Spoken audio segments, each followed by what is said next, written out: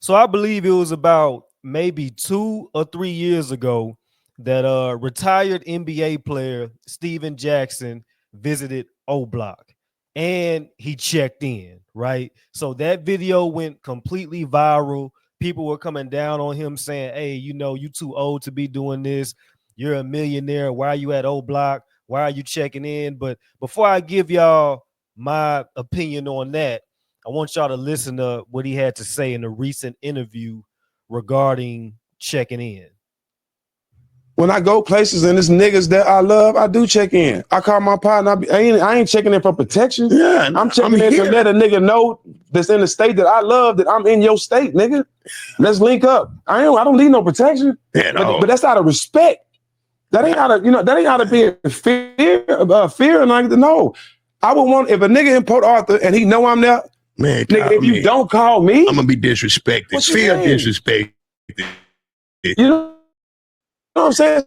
So and that's how every nigga should feel. If I'm in Cali, I don't call Boulevard a term across the street. I'm tripping. You know what I'm saying? And any nigga code, I'm under the old. You know what I'm saying? And that's we in the generation where they don't understand that. All right.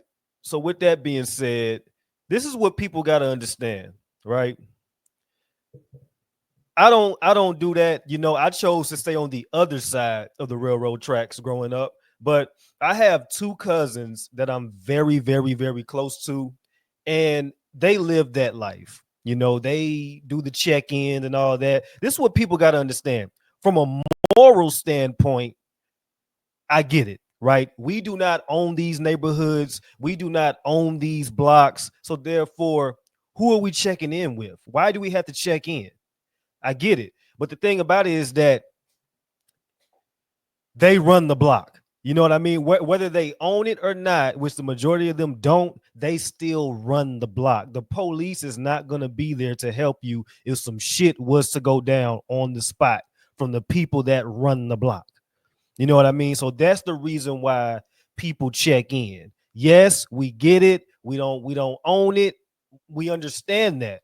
But the people that run that neighborhood or claim to run that neighborhood, they run it. They run it. You know what I'm saying? And now I'm not defending the stance because I disagree with checking in. I think it's stupid. But what Stack 5 is saying is that, look, we understand that these people do not run it, but do not own it and do not make any money from it. But they run the neighborhood because that's where they reside, right?